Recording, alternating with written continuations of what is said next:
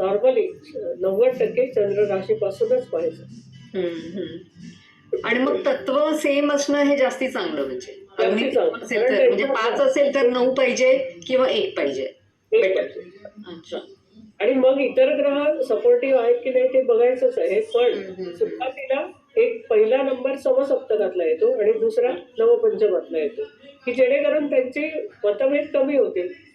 एकाच प्रकारच्या एकाच तत्वाचे राशी असल्यामुळे त्यांच्यामध्ये समान गुणधर्म जास्ती येतात, म्हणजे त्यांचे वादविवादाचे मुद्दे कमी होतात. म्हणून आपण म्हणजे जोडीदार बघताना किंवा निवडताना या अशा प्रकारे पत्ते ठेवायचे. तो आपला एक विषय वेगळा आहेच. पुढे आहे आपला या अभ्यासक्रमात हो आहे. हो हो आहे ना. त्याच्याशिवाय कसं होणार. जी व्यक्ती नास्तिक असायची शक्यता कितपत असते? 50%. अच्छा अतिशय धार्मिक पण असतात, अतिशय नास्तिक पण असतात. अच्छा. ते काहीच त्यांच्या संस्कारावरती पण अवलंबून असतं, की घरात कसल्या प्रकारची वागणूक असते किंवा घरात कसे लोक आहेत ते थोडंफार अवलंबून असतं. ओके. या राशीचा अधिपती शनी असल्यामुळे काही निराशावादी असतात आणि स्वार्थभाव किंवा अनेक महत्वाच्या निर्णय घेण्याच्या वेळी हे मागे फिरतात. ज्या गोष्टी आहेत त्यापेक्षा त्यांचा विचार जास्त प्राधान्याने केला जातो आणि त्यामुळे बुद्धिमत्ता, सारासार विवेक या गोष्टी असूनही आत्मविश्वासात मात्र हे लोक काही वेळा कमी पडतात. हे म्हणजे हे आपण दोषाबद्दल बोलत होतो ते चाललंय. तर एखाद्या वेळी त्यांचं मत सहसा बदलतच नाही, त्यामुळे त्यांनी त्यात केलेल्या सुधारणा त्यांच्या लेखीत किंमत नसते.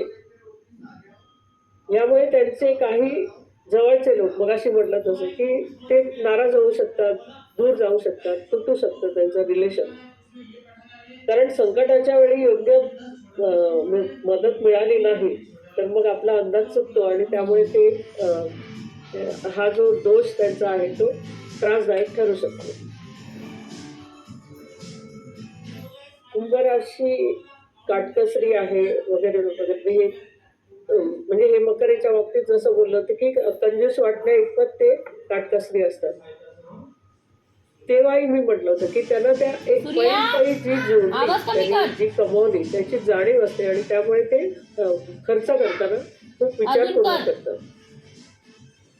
बुद्धिमत्तेचा अहंकार होऊ शकतो त्यांना काही वेळा आणि त्याच्यामुळे धाडस, पराक्रम किंवा मोठ्या प्रमाणात निष्ठुरता हे सुद्धा परावर्तित होऊ शकतं किंवा दिसू शकतं.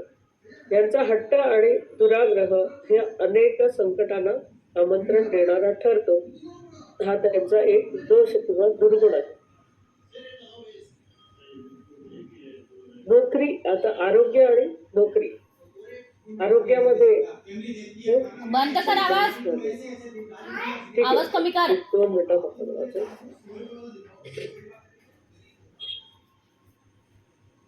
यांना होणारे आजार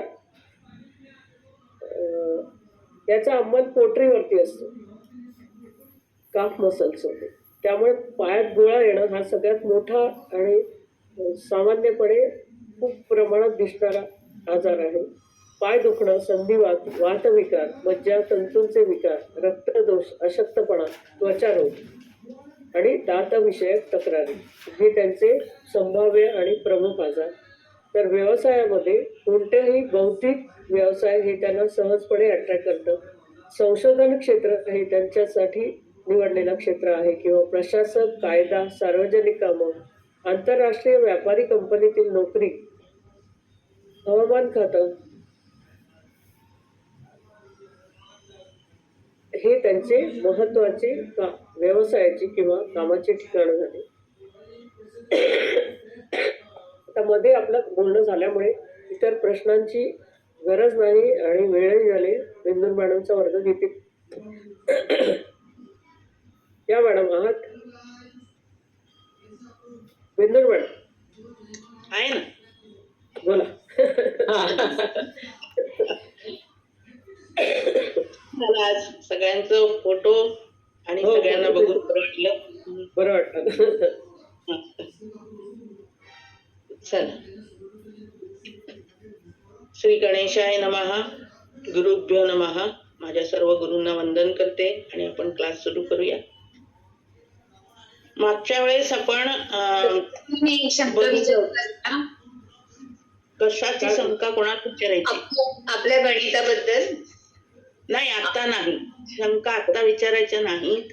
आपण सगळं शिकूया आधी नाही, आणि नाही. शंका पण एक वेळ काढतो की नाही याची कुठली हा सांपत्तिक वेळ, तर हा. शेवटचं जे पॉंडिचेरीचं दिलंय ना, हा त्याची तुम्ही 26:15 दिलेली आहे वेळ आणि हा. पहाटे 2:15 दिलेली आहे. तर 2:15 धरून काढलं तरी तीच वेळ आहे. सांपत्तिक हे इष्ट सांपत्तिक वेळ तीच येणार का? 2:15नीच काढायचं. 26:15नी जी वेळ जी आहे ती पंचांगामध्ये आपल्याला लागते नंतर, म्हणून ती दोन्ही वेळा दिलेल्या आहेत तिथे. की पंचांगामध्ये जर तुम्ही तिथी वगैरे बघितलं तर बघा, कधी 24च्याही पुढचं वेळ दिलेली असते ना, तिथी संपण्याची किंवा नक्षत्र संपण्याची, म्हणून ते दिलेलं आहे. आपण 2:15नीच करायचं. 2:15 करायची. ठीक आहे. Okay, thank you.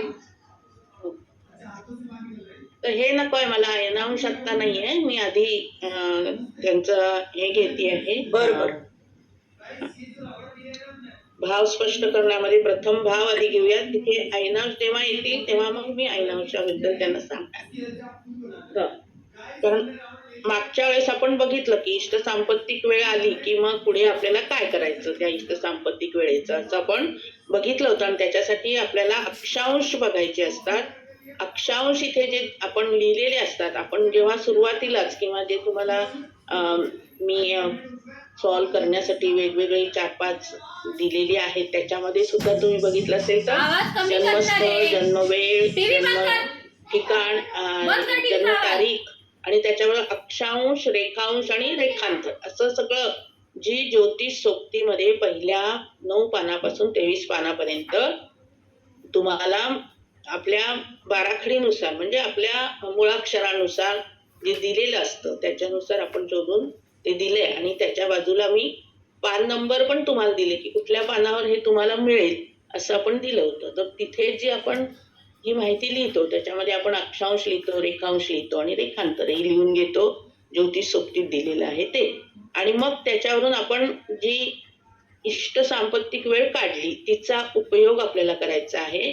आणि त्याच्यासाठी हे जे भाव टेबल्स आपण म्हणतोय ना, टेबल ऑफ हाऊसेस असं म्हणतो. म्हणजे प्रत्येक भाव, प्रत्येक स्थान आपण जे म्हटलं, प्रथम स्थान, द्वितीय स्थान, तृतीय स्थान आणि प्रथम स्थान जो आहे तो लग्न भाव आहे. तुम्हाला कविता मॅडमनी सांगितलं की लग लगाती म्हणजे एका त्या पॉइंटला जिथे चिकटून जी रास आपल्या जन्माच्या वेळेस उगवत असते पूर्वेला, ती लग्नरास असते आपली. आता ती लग्नरास जी आहे ती 30 अंशाची आहे. पण मग 30 अंशामध्ये आपल्या जन्माच्या वेळेला नेमक्या किती अंश तिचे उगवत असतात, कुठल्या पॉइंटवर ती असते, हे आपण कॅल्क्युलेट करायचं असतं. आणि ते कॅल्क्युलेट करण्यासाठी आपण हा इथे प्रथम भाव आपल्याला कॅल्क्युलेट करावा लागतो. इथे आपण 12ही भाव आपल्याला काढायचे. प्रत्येक भाव किती अंशाला सुरू झाला आणि किती अंशाला संपला तुम्हाला माहिती आहे. आता आपण पंचांगावरून सुद्धा लग्न काढली. सोलापूरचं लग्न आपण पंचांगावरून ठोकळा कुंडली आपण मांडली, तेव्हा मिथून लग्न आपण काढलं. मग मिथून आपण प्रथम स्थानामध्ये मांडली 3 आकडा आणि मग आपण अँटी क्लॉकवाईज 4, 5, 6 असे बाकीचे आकडे मांडले. म्हणजे प्रथम भावामध्ये आपल्याला मिथुन रास मिळाली, दुसऱ्या भावामध्ये कर्क मिळाली, तिसऱ्या भावामध्ये सिंह रास आली, असं आपण बघत गेलो.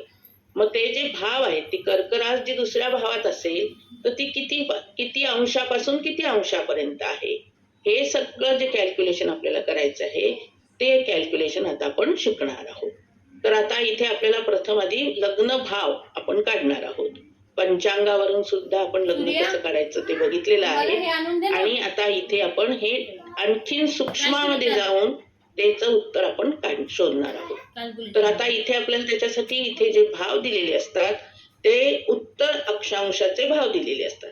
अर्थात भारत हा संपूर्णपणे उत्तर गोलार्धात असल्यामुळे आपल्याला कुठलंही अक्षांश भारतातलं जर घेतलं तर ते उत्तर अक्षांश असणार आहे. नॉर्थ लॅटिट्यूड असं आपल्याला मिळेल. आणि ते नॉर्थ लॅटिट्यूड आपल्याला इथे वर त्यांनी दिलेलं आहे प्रत्येक ठिकाणी, काही ठिकाणी रिप्रेझेंटेटिव्ह गावं पण दिलेली आहेत, परंतु काही वेळेला ती गावामध्ये आपण जसं आता सोलापूर बघितलं तर ते 17:30 दिलंय, पण जर आपण ज्योतिष सोबतीमध्ये बघितलं किंवा तुम्ही तर आपल्याला तिथे 17:40 असं ते दिलेलं आहे.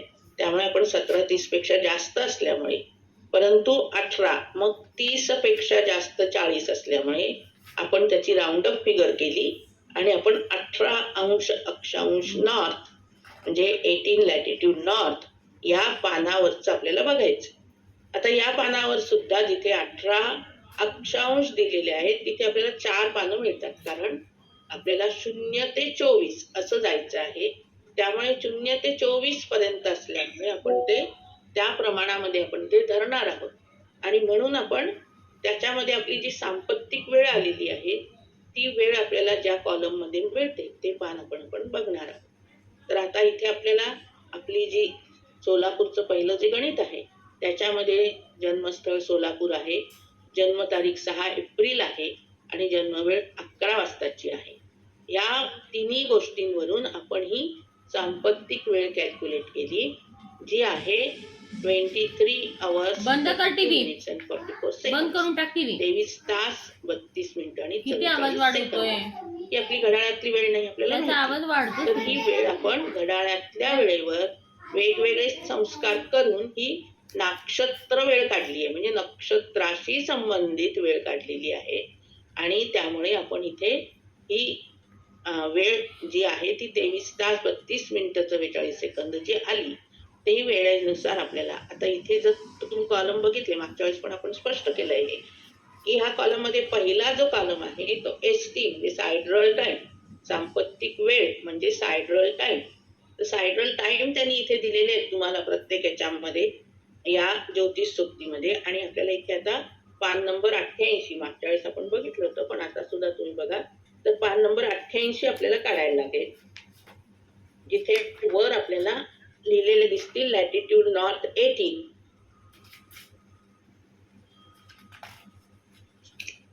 तर तुम्ही आता पान नंबर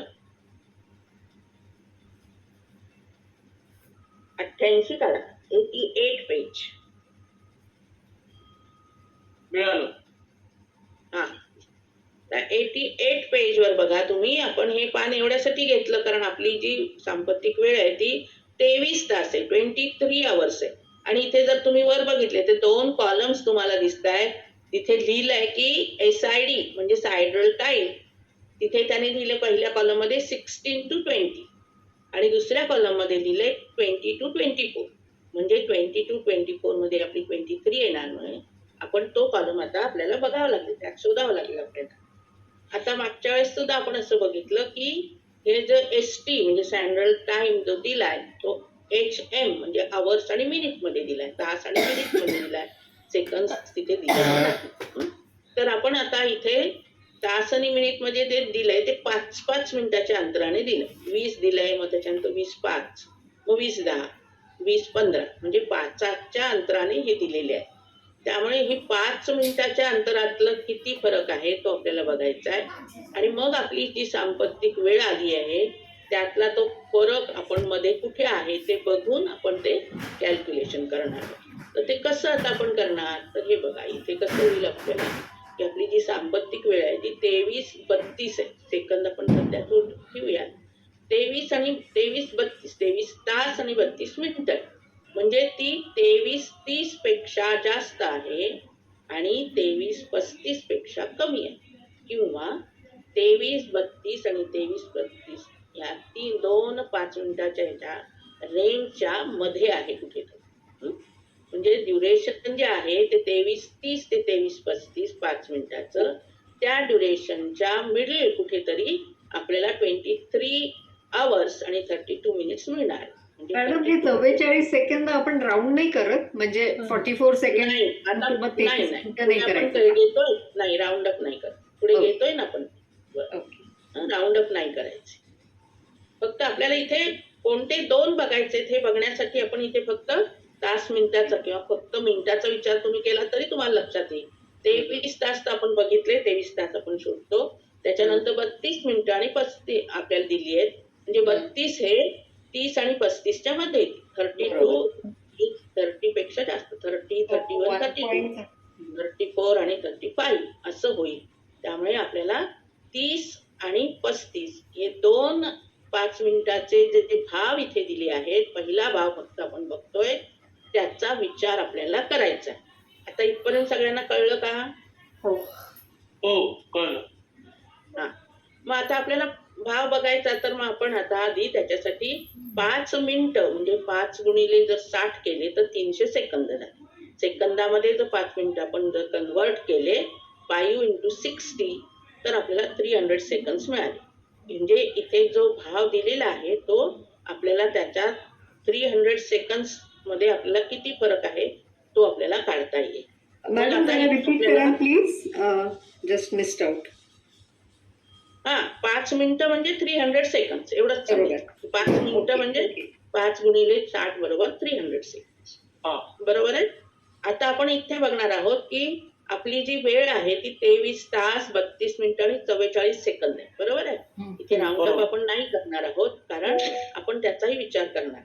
त्यामुळे त्याच्यातून आपण 23 तास 30 मिनिटं म्हणजे 23 तास 30 मिनिटं ही जी 32 पेक्षा जे कमी आहे तिथपासून 32 मिनिटापर्यंत किती वेळ आहे, किती वेळ जातोय, किती फरक पडतोय, what is the difference between 32 minutes 44 seconds and 30 minutes, the difference we are calculating here.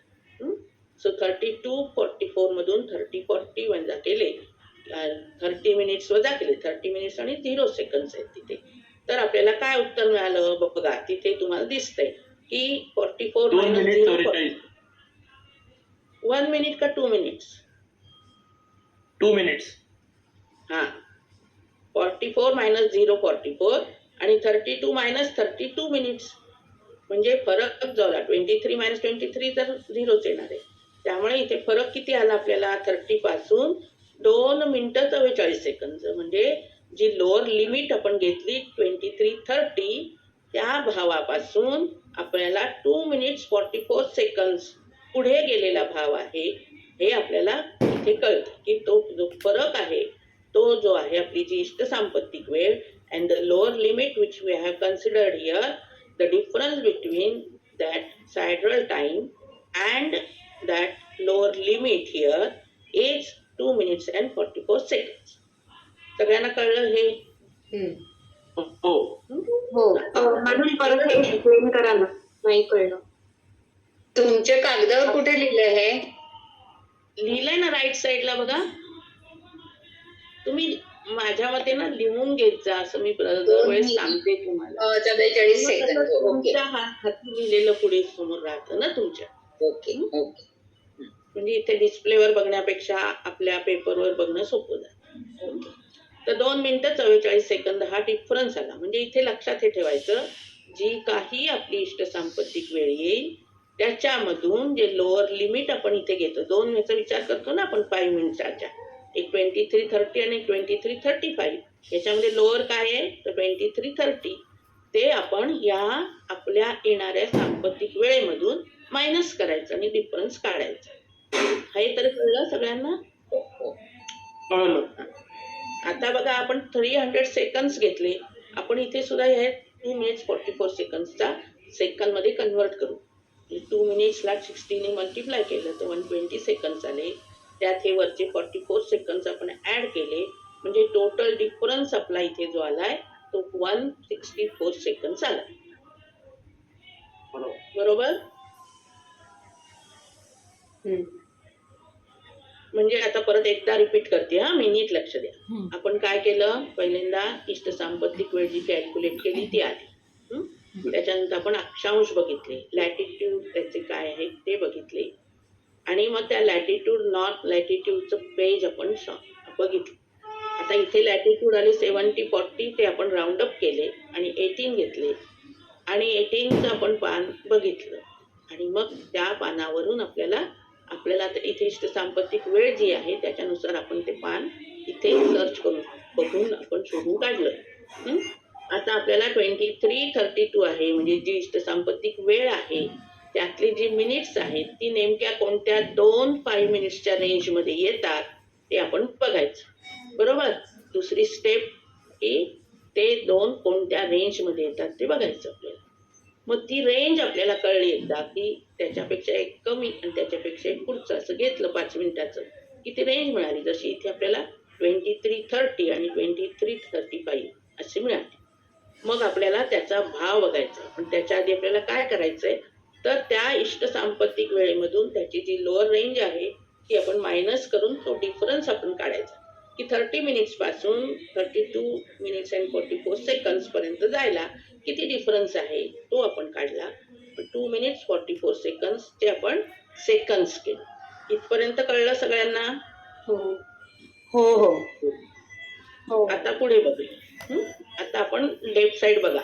जिथे वर रोमन आकडा 1 लिहिलाय, सांपत्तिक वेळ म्हणजे सायड्रल टाइम ST, खाली HM म्हणजे तास आणि मिनिट. त्याच्या खाली आपण आधी आपली हायर रेंज आहे ती लिहिली 23:35.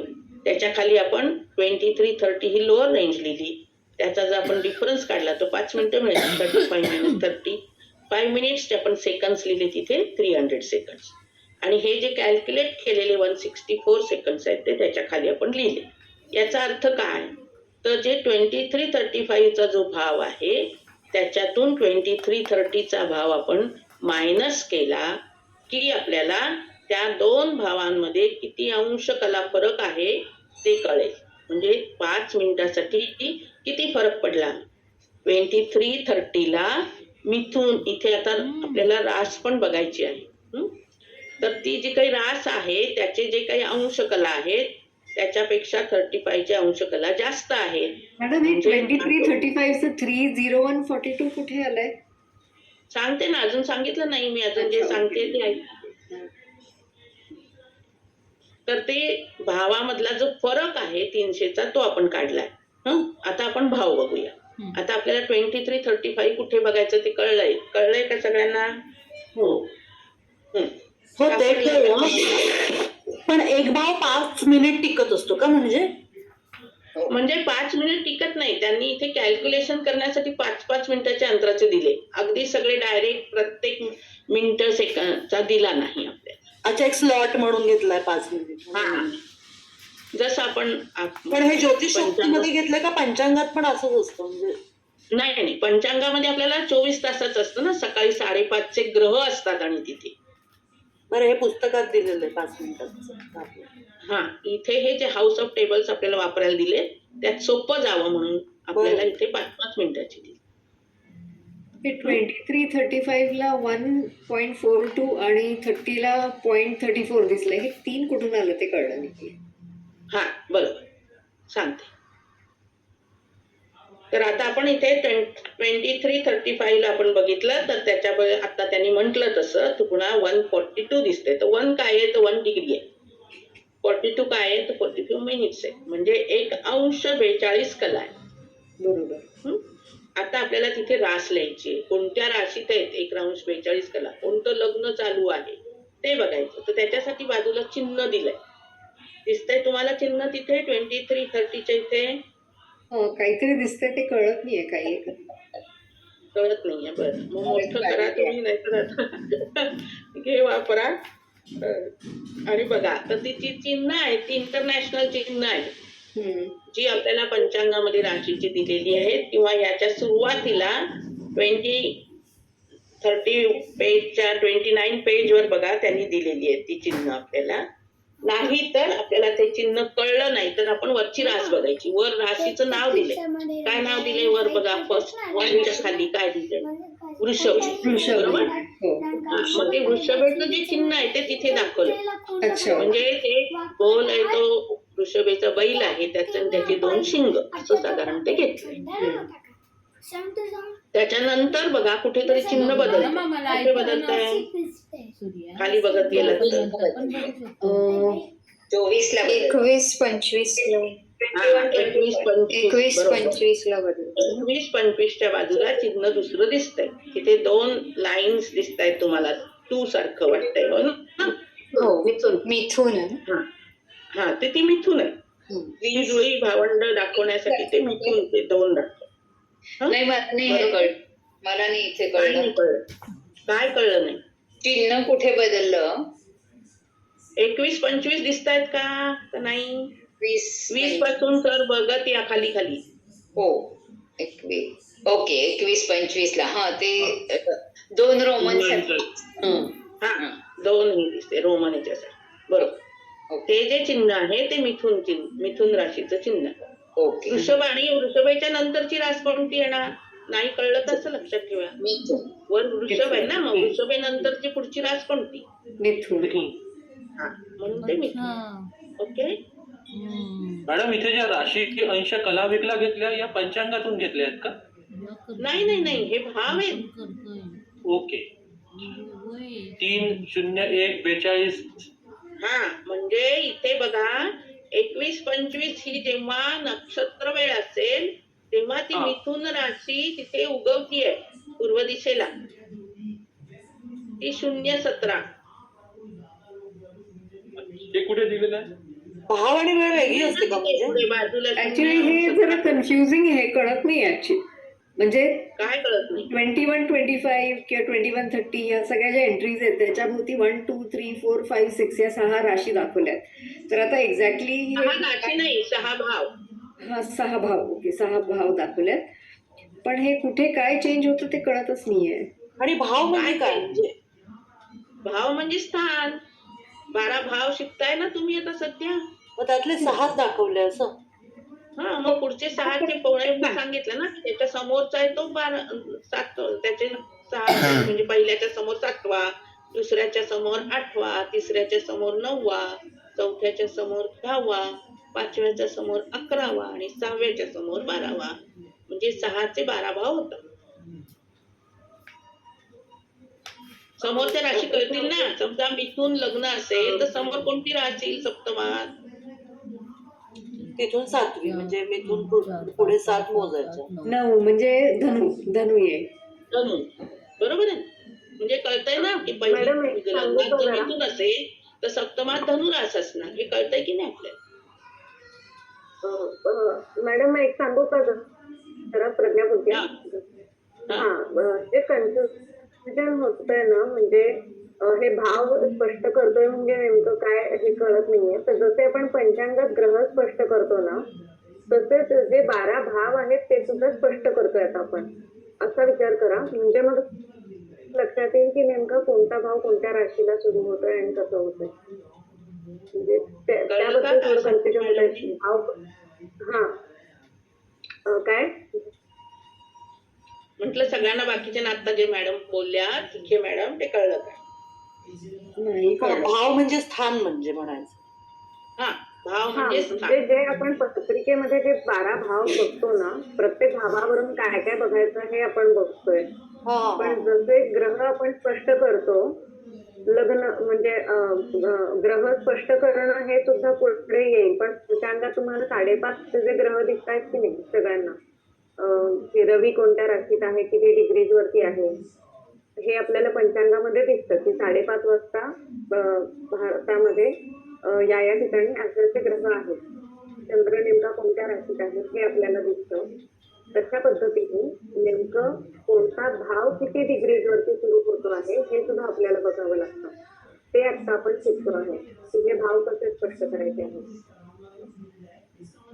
कळलं तर म्हणजे ती राशी कोणत्या स्थानात येते असं, म्हणजे या स्थानात आता कोणती राशी आहे.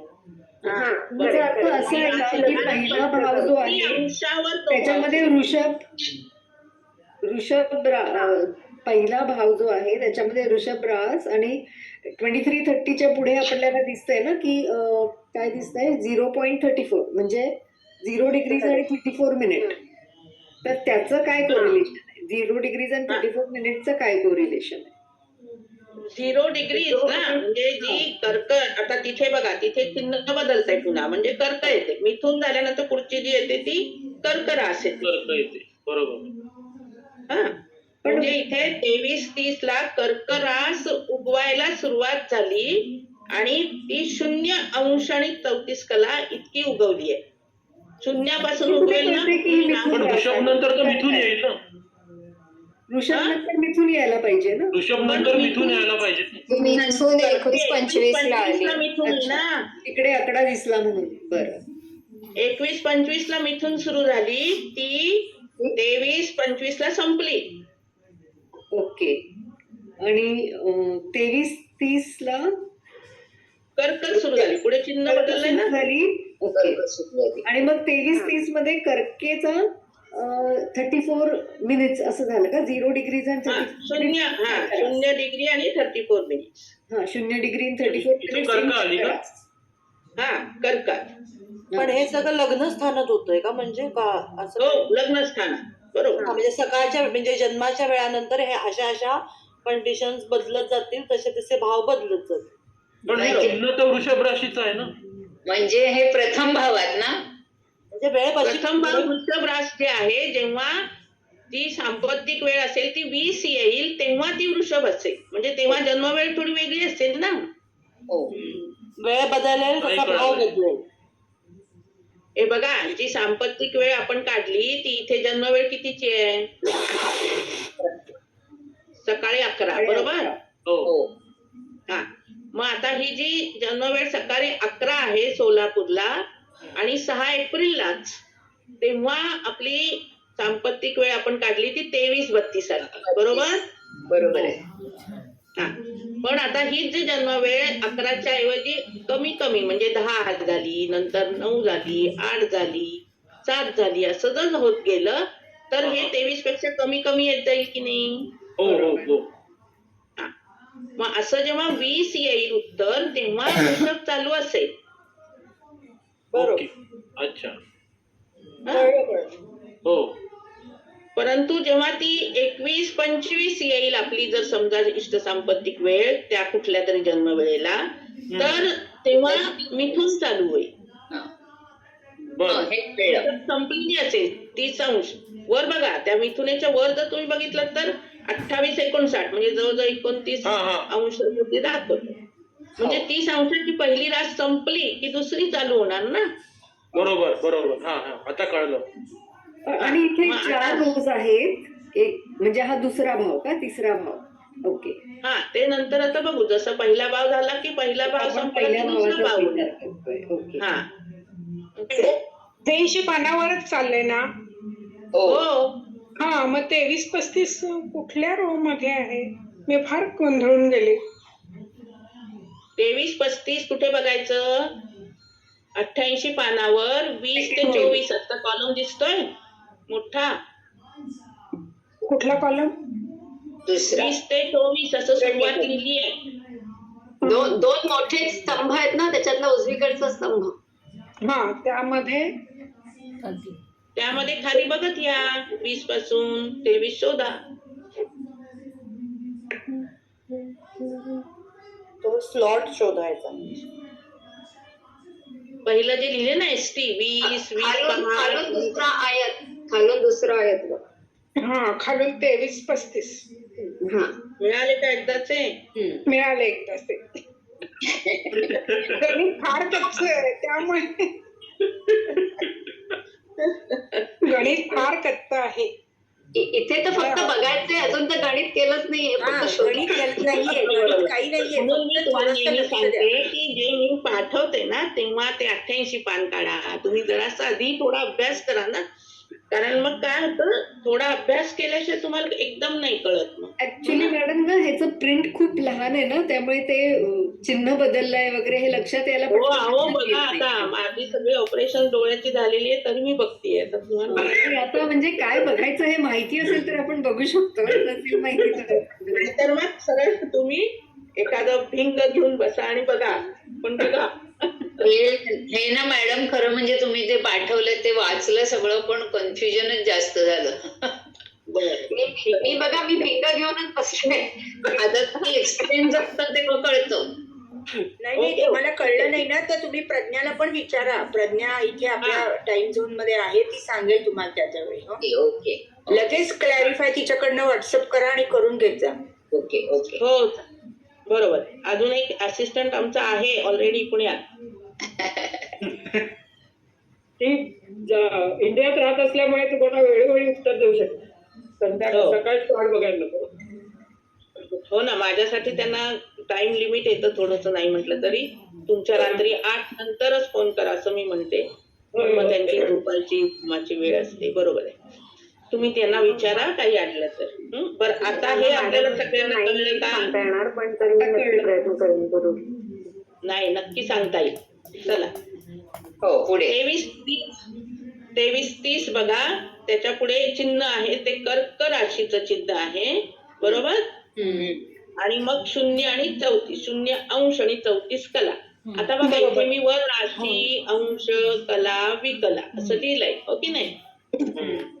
हा, आता राशीच्या खाली आपण इथे कर्क ही चौथी रास आहे तरी इथे आपण 3 लिहिलाय. बरोबर. हा, कारण पंचांगात सुद्धा असंच दिलेलं असतं की नाही, आपण जी रास पूर्ण होते आणि पुढे झालंय तसं लिहिलेलं असतं ते. म्हणजे कर्क ही कितवी रास आहे तर चौथी रास. चौथ्या रासमध्ये किती अंश आहे तर 1 अंश आहे.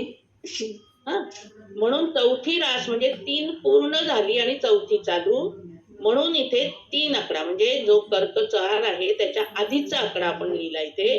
3 राशी मिथून पूर्ण झाली आणि कर्क चालू झाली आणि त्या कर्केमध्ये 1 अंश आणि 42 कला असा जेव्हा जो आहे कर्क रास ती आपल्याला पूर्व क्षितिजावर उगवताना दिसतीये असा त्याचा अर्थ झाला.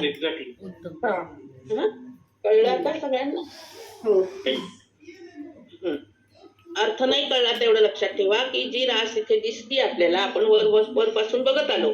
वृषभ होती, मग मिथून झाली, मिथून चिन्ह आपण असं खाली बोट फिरवत फिरवत खाली या की तुम्हाला चिन्ह जिथे बदलताना दिसते तिथून ती रास दिसते. आता वृषभ आहे वर लिहिलेलं, चिन्ह जरी नाही कळलं तरी वृषभ नंतर पुढची मिथून चेंज झाली 21-25 ला आणि आता 23-30 ला कर्क झाली. हो, एवढं कळलं? हो.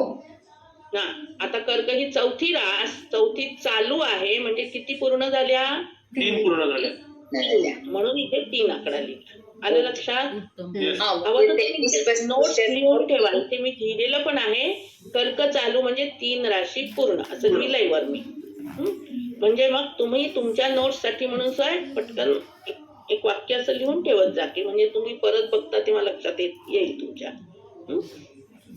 आता तसंच 23-30 आपण लिहिले आधी, तिथे 0-34 लिहिले आणि 23-35 चे आपण ती कर्क सुरू झाली एकदा की कर्कच आहे, परत परत चिन्ह दिलं जात नाही. हो. तर मग आता इथे 0-23-30 ला आपण 3-0-34 लिहिले. 23-35 च्या समोर जे आहे ते 3-1-42 लिहिले. इथे कला दिल्या नाही म्हणून तिथे 0-0 लिहून ठेवलंय. बरोबर. मग आता 23-35 च्या पुढे 3-1-42-0 कसं आलं कळलं का सगळ्यांना? हो. त्याच्या खाली 23-30 च्या खाली 3-0-34-0 आले. बरोबर. बरोबर. हा, आता आपल्या ज्योतिष सोबतीचं काम संपलं. आता आपल्याला स्वतः कॅल्क्युलेशन.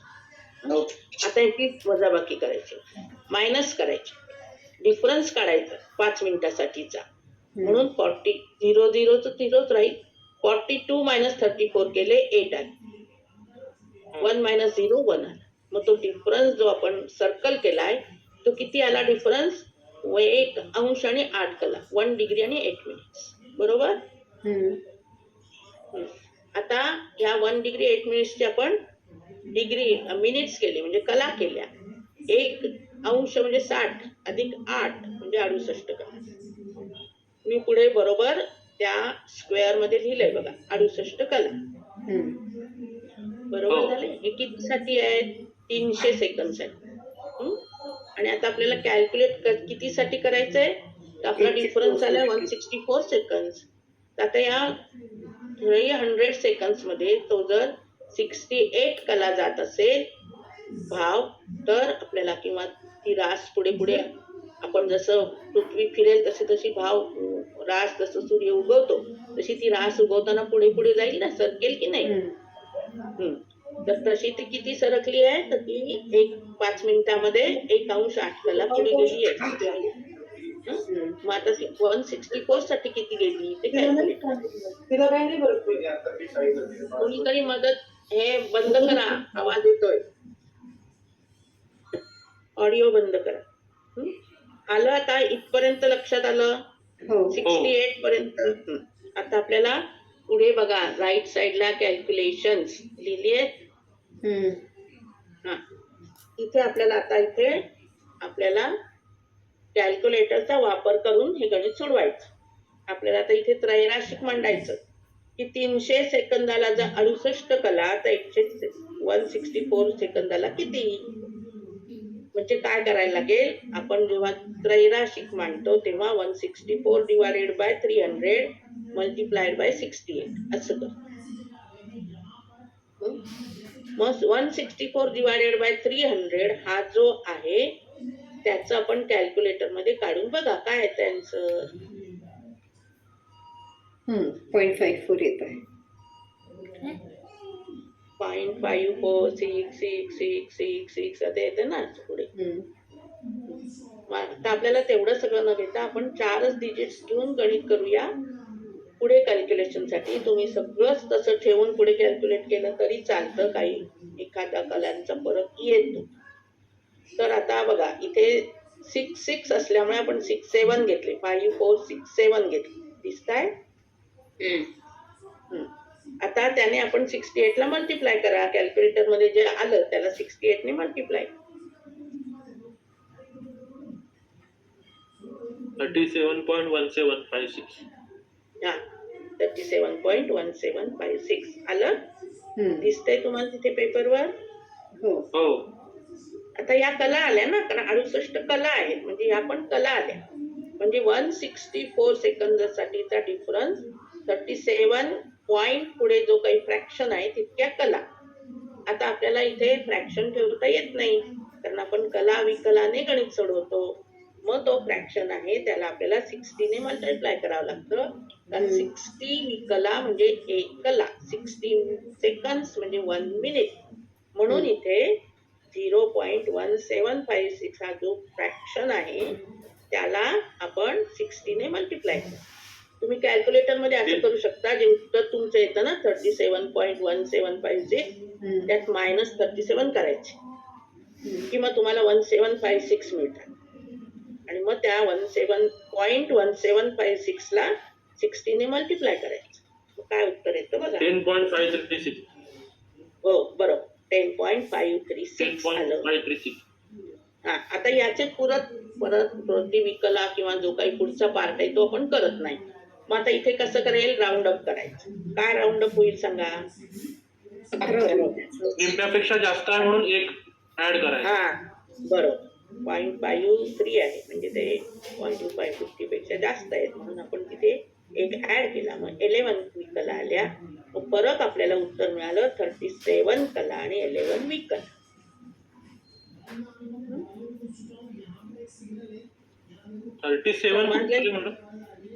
37 कला आल्या ना वर. 37.1756 आलं ना. हा बरोबर.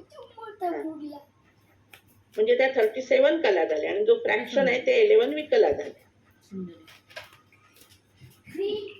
मॅडम 60 विकला म्हणजे एक कला आणि 60 कला म्हणजे एक अंश ना.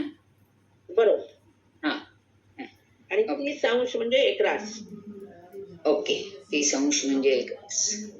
म्हणजे फरक आता 37 कला आणि 11 विकला. बरोबर कळलं. बघा आता 164च्या समोर मी लिहिलेत ते दिसतायत. कलेच्या खाली कला लिहिल्या मी. 08च्या खाली 37 लिहिली आणि 0च्या खाली 11 लिहिली. बरोबर. आता काय करायचंय आपल्याला, हे 37 कला एवढं या 20-30चा जो भाव आहे म्हणजे 0.34 जो भाव आहे तिथपासून पुढे जास्त गेलाय. बरोबर. म्हणून ऍड केला. 37 कला पुढे जास्त गेलाय. हा बिलकुल. मग तो 37 कला आपल्याला ऍड करायच्या. 37 कला आणि 11वी कला कशात ऍड करायच्या, 0.34 मध्ये ऍड करायच्या. बघा तो बाण दाखवलाय मी, तो तुम्हाला 20-30चा जो आहे 3 0 34 0 याच्यामध्ये इथे 0 37 11 ऍड केला. 0 म्हणजे 30 मध्ये ऍड करायचं. हा ठीक आहे. कारण 30 नंतर ते पुढे. असं तुम्हाला समजलं नाही तर तुम्ही 20 ते जो लोअर आहे तो भाव लिहून घेऊन त्याच्यामध्ये हे ऍड तुम्ही करू शकता बाजूला. हे लिहायला सोपं पडतं म्हणून मी असं लिहिलंय. तुम्ही पाहिजे तर तसं करू शकता. 3 0 34 23 30चा भावापासून पुढे जायचं की नाही. मग 30चा भाव आपण लिहून घ्यायचा. 3 0 34 0 आणि मग कलेच्या खाली 34 कलेच्या खाली 37 कला लिहायच्या. शून्याच्या खाली 11 लिहायच्या आणि ऍडिशन करायची. बरोबर. मग 0 अधिक 11 11 झाले. 34 अधिक 37 किती झाले? 34 अधिक 37 71. 71 म्हणजे हा 71 झाले. एक लिहायचा. 60 60पेक्षा 11 जास्त झाले. ते 11 लिहिले आणि एक हातचा घेतला आणि इकडे आणि अधिक 1 म्हणून 1 आला. म्हणून जी ऍडिशन आली ती 3 राशी पूर्ण 1 अंश 11 कला 11वी कला अशी आली. बरोबर. बरोबर. बेरीज कळली सगळ्यांना. मॅडम 3 0 0 34 मध्ये 37.11 कला ऍड केल्या. बरोबर. हा ठीक आहे. सायन भावाला म्हणजे हा आता याला म्हणतात सायन भाव. आता पुढचा अयनांश काय प्रकार आहे तो आपण आता पुढच्या वेळी शिकूया. कारण आता आपल्याला अयनांश हे जे सायन आणि निरयन असे 2 भाग आहेत. सायन याचा अर्थ सोलर म्हणजे सौर ह्याच्यावर सूर्यावर अवलंबून असलेली ती सायन आणि त्याच्यातून अयनांश काढून टाकले स आयन म्हणजे सायन. सायन सहित ते सायन. निरयन म्हणजे आयन वजा करून ते निरयन. आता हे आयन म्हणजे काय त्याचा का विचार करायचा, या 2 पद्धती काय आहेत हे आपण पुढच्या वेळेस शिकूया. तुम्ही आता बाकीच्या सुद्धा ज्या पत्रिका दिल्यात तुम्हाला, कलकत्ता दिली आहे, दिल्ली दिली आहे, त्याची बऱ्याच पुष्कळ जणांनी काढलेली आहे इष्ट सांपत्तिक वेळ. त्याचं या सायन भावापर्यंत गणित तुम्ही करून ठेवा. म्हणजे तुम्हाला मग अयनांश म्हणजे काय, अयनांश वजा का करायचे, त्याचा फरक काय ते सगळं आपण पुढच्या वेळेस घेऊ. जरा एक हे विचारते. सायन भाव is equal to difference between lower sidereal time and इष्ट संपत्तिक वेळ. बरोबर आहे ना? हो. सायड्रल टाइम जो आहे त्याची ही बरोबर झाली. सायड्रल टाइम ही हा सायन भाव जो काढला आपण तो कर्क 1 अंश 11 कला 11वी कला हा बरोबर आपल्या सांपत्तिक वेळेचा झाला. हा म्हणजे difference between lower sidereal time ना. लोअर सायड्रल टाइमचा डिफरन्स टाइम काढलाय आपण. डिफरन्स वगैरे असं नाही म्हणता येणार ना. ते आपण फक्त रेफरन्स केला. डिफरन्स 37 11 आला. बरोबर. हो. मग तो त्या 30च्या ह्याच्यात आपण ऍड करून आपण बरोबर 23 32 ला आलो. हा नाही, मला माझी शंका अशी आहे की आपण 23 35 मधनं वजा करायचं का 23 30 मधनं वजा करायचं, डिफरन्स काढायचा. वजा नाही केले, ऍड केले 23 30 मध्ये. हो बरोबर. नाही 35 मधनं काढायचं असतं तर मायनस करायला लागले असते. मग ते 35 वरनं कॅल्क्युलेट करायला लागलं असतं. फरक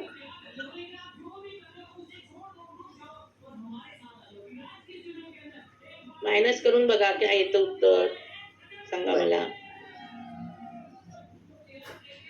नाही तसं हे मला इथपर्यंत कळलं. मला फक्त आपण जेव्हा ती 23 बघा मायनस करायचं असेल तर 164 सेकंड साठी चालेल का आपल्याला? मग आपल्याला 35 वरनं तो डिफरन्स काढून मग त्याच्याप्रमाणे एवढं सगळं गोंधळपणाचं का करता तुम्ही? मायनस करण्यापेक्षा प्लस करणं सोपं आहे ना.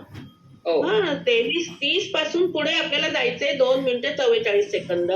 ते 2 मिनिटं 44 सेकंद पुढे गेल्यावर आपल्याला 37 कला पुढे जायला लागेल.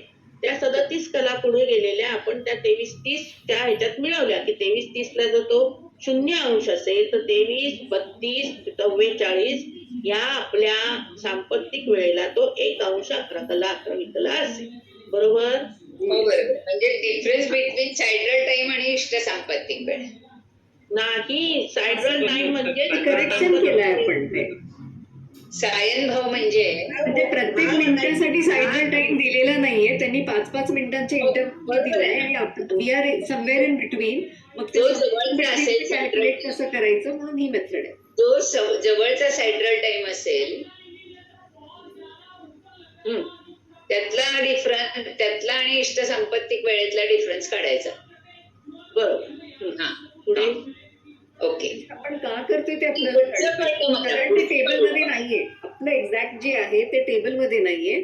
So what is the best way to work out म्हणून मॅडमनी ते सोपं सांगितलं की त्याच्याबद्दल नाही, पण आता सायन भाव म्हणजे काय, तिथे हे कुठनं आलं तर ते इथून आलं असं.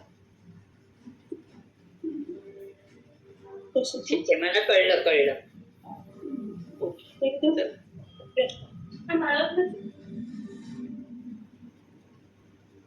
झालंय सगळ्यांना, तर पुढच्या वेळेस आपण ते बघूया. आता काही प्रश्न नसतील तर थांबूया. मॅडम हे होमवर्कला जर पाची ह्याच्यासाठी वर्कआउट करायचं असेल तर तुम्ही फक्त आन्सर्स टाका, म्हणजे मग आपलं मधलं कॅल्क्युलेशन बरोबर झालंय की नाही, we can just tally with the answers and we will know की हा हे बरोबर झालंय आपलं. पण फक्त आधी तुम्ही कॅल्क्युलेट करून ठेवा, मग आपण answers करू. मॅडम सायन भाव किती वेळेपर्यंत केलंच आहे, आता पुढचं करायचंय फक्त. हॅलो बोला. मॅडम हे जे कॅल्क्युलेशन आहे लेफ्ट साईडचं, त्याच्यात सायन भावच्या पुढे 3, 1, 11.11 जे आले ती स्टेप नाही कळली मला, ते कुठून आलं? ते 37 जे आहेत ना ते वरच्या 34 मध्ये ऍड केले. 20, 23, 30 पासून आपण पुढे किती फरक पडला तो काढला की नाही. अच्छा ओके, म्हणजे खालच्या वेळेला आपण ते 37 जो डिफरन्स आहे तो ऍड केला आणि ते 3, 1, 11 ओके. बरोबर अगदी. हा मॅडम मी बाण दाखवलाय तुझ्यासाठी बाण. ते कळलं. हा तरी यातलं terminal पेज तुम्ही स्वतःच्या हाताने हे याला घरी सायन करा भाव ना, म्हणतात, ते लक्षात राहायला पाहिजे. बाकी हे काय पेज घरी करा. बाकीची गणितं सोडवलीत ना की तुम्हाला परत अजून काही शंका किंवा काय समजलं नाही ते कळेल. 1-2 गणितं तरी तुम्ही ही पुढचं एक पहिला भाव काढून बघा सायन भाव. अजून 5 मिनिटं की त्याला सायन भाव म्हणतात आणि तो हा टाइम आहे. Thank you madam. थांबूया आता. अहिनांशाची मी पाठवलेली नोट आहे, त्या वाचून ठेवा. तुम्ही कुठे आणखीन माहिती तुम्हाला मिळाली ऑनलाईन एखादा व्हिडिओ तर तोही बघून ठेवा. जरूर तुम्हाला लवकर आणि इंटरेस्टिंग असेल तर शेअर पण करा. जरूर अगदी बरोबर. मॅडम बोला. म्हणजे सांपत्तिक वेळ जर 23:35 आली असती तर हे कॅल्क्युलेशन लागलंच नसतं. आपण रेडी 3, 1, 42 घेतलं मोकळं झालो असतो. हो अगदी पण असं कधी होतच मध्ये नाही. दिलंय म्हणून डायरेक्ट करता आलं असतं. येस कधी कधी येतं ना तसं उत्तर. येतं. हा बरोबर. हो ठीक, थँक्यू. ओके. सर्वांनी ऋषिकेशने पाठवलेले फॉर्म भरा. ऋषिकेशने फॉर्मॅट पाठवलाय. Yes madam. आणि ऋषिकेशला फोटोसाठी पण धन्यवाद. हो नक्की नक्की. त्यांचा नाही आला त्यांनी पण धन्यवाद. आणि जे नव्हते त्यांचे फोटो नंतर घालू आपण त्या फोटोमध्ये. येस, ते पण आपण व्हॉट्सअपला कळवून ठेवायला सांगते त्याला. हो आहे. मी सगळ्यांना एका रांगेत बसायलाच काम करतोय. ठीक आहे. पाठवतो पण अजून चांगला सुधारित प्रयत्न. सावकाश. चालेल. अच्छा, thank you. Good night. Good night madam. Good night सगळ्यांना. थँक्यू. Good night. शुभरात्री. थँक्यू मॅम, वेळ सुशील केला.